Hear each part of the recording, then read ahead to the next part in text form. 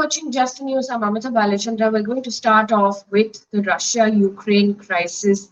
It is day 3 of Russia's attack on Ukraine. The Ukrainian Health Ministry was quoted by Interfax news agency as saying that at least 198 have been killed by Russian forces as the invasion entered its third day today. In the meantime, Ukrainian military has claimed that it has killed over 3,500 Russian soldiers so far.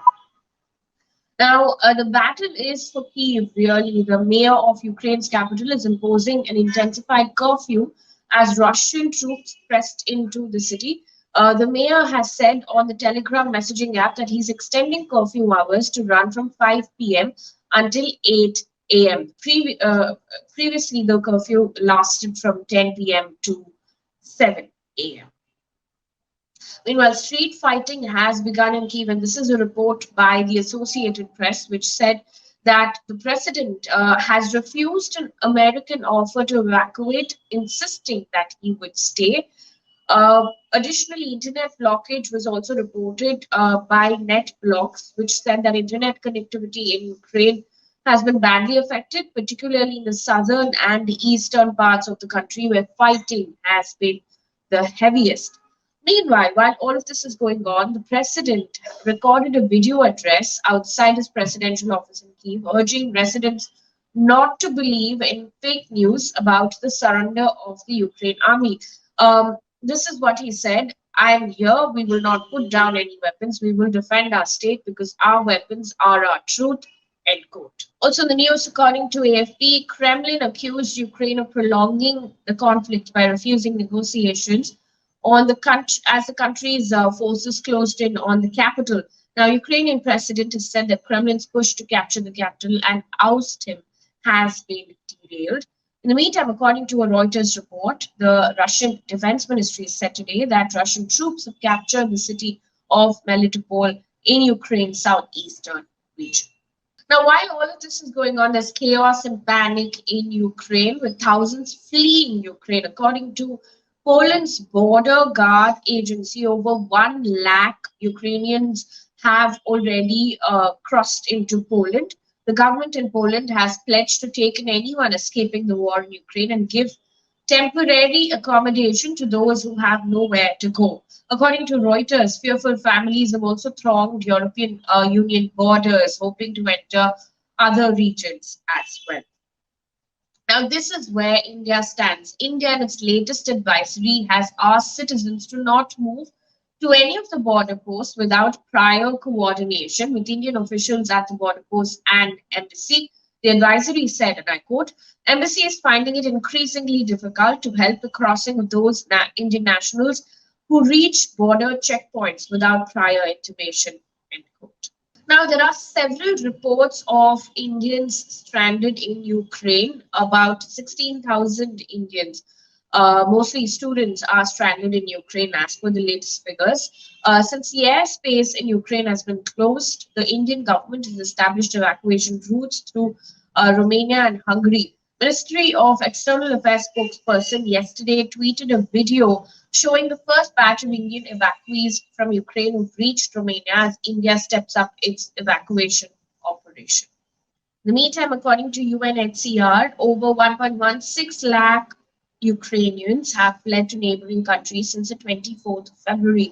It also said that UNHCR will soon be launching a portal with current displacement estimates. Now, this is how the world is reacting to what's going on in Ukraine. Russia vetoed a UN Security Council resolution demanding Moscow immediately stop its attack on Ukraine and withdraw all troops. Now, 11 of the Council's 15 members voted for the motion. However, China, India, and UAE abstained. Now, explaining why it abstained from voting on this resolution, Permanent Ambassador of India to UN, T.S. Tirumurti, said, and I quote, "Dialogue is the only answer to settling differences and disputes. It is a matter of regret that the path of diplomacy was given up. We must return to it. For all these reasons, India has chosen to abstain on this resolution."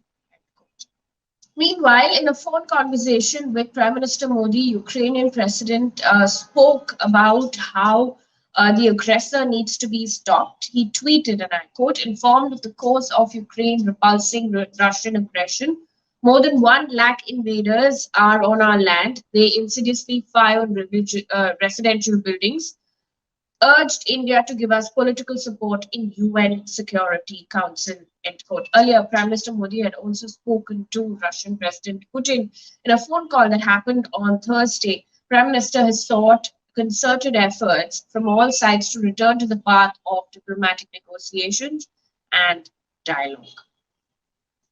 Now, according to China's state media, China's President Xi Jinping said that he supported solving the Ukraine crisis through talks and a call with Russian President Vladimir Putin. Now, Xi Jinping said on a call with Putin that it is important to abandon, this is what he said, and I quote, abandon the Cold War mentality, attach importance to and respect the reasonable security concerns of all countries, and form a balanced, effective, and sustainable European security mechanism through negotiations.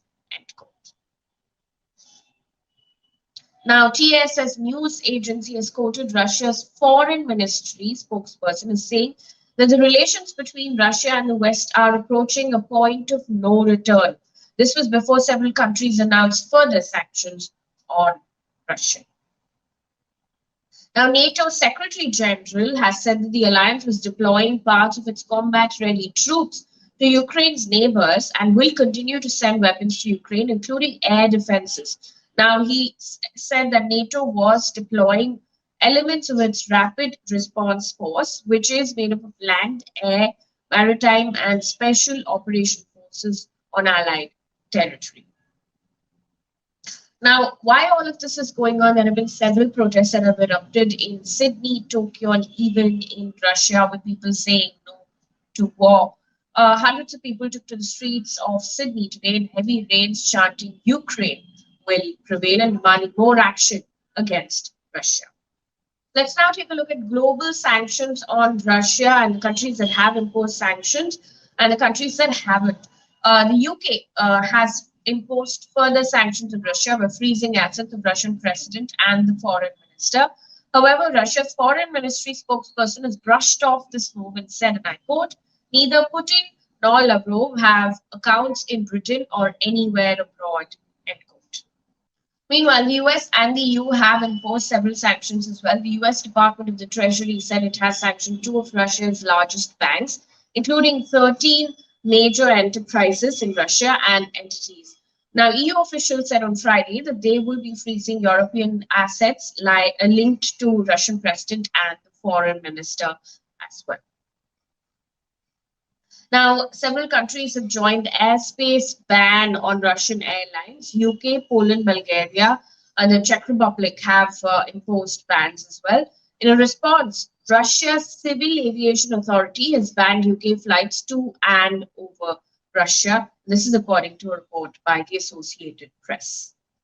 Ukraine, in the meantime, is calling on the world to stop purchasing Russian crude oil. The foreign minister has tweeted, and I quote, I demand the world fully isolate Russia, expel ambassadors, oil embargo, ruin its economy, stop Russian war criminals, end quote. Now, Hungary has said that the country will support all European Union sanctions against Russia, but will not block anything. The Prime Minister has told reporters, and I quote, Hungary made clear that we support all the sanctions, so we will block nothing.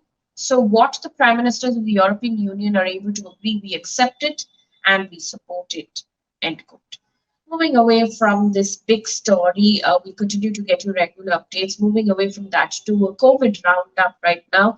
Starting off with Mumbai, as COVID cases are declining in Mumbai, the civic body of the city has directed all schools in Mumbai to resume offline classes for pre-pandemic timetable from the 2nd of March. Meanwhile, in Delhi, according to an order issued by the Department of Health and Family Welfare, no penalty will be imposed on people who are traveling without masks in their private cars in Delhi. This will come into effect from the 28th of February. Also in the news, the campaign for 61 assembly seats across 12 districts of Uttar Pradesh going to polls during the 5th phase of the state on Sunday has in fact ended on Friday evening. The campaign for it has ended. The voting for the fifth phase is set to take place on Sunday. Districts going to polls on Sunday include Sultanpur, Chitrakoot, Pratapgarh, Gondan, among others. Now, there are total 7 phases in UP elections. On to sports news right now. The president of Poland's Football Association has announced that Poland will refuse to fulfill the scheduled World Cup playoff against Russia next month in protest against the invasion of Ukraine. Russia would due to host Poland in Part B of the European qualifying playoff semifinals on the 24th of March. One piece of good news before we wrap things up here on this bulletin. US President Joe Biden on Friday announced that he's nominating Judge Ketanji Brown Jackson to be the first Black woman to serve on the US Supreme Court. Biden tweeted, and I quote, "Currently serving on the US Court of Appeals for the DC Circuit, she is one of our nation's brightest legal minds and will be an exceptional justice." End quote. That brings us to the end of this bulletin. Thank you so much for watching. Have a happy weekend. Good night.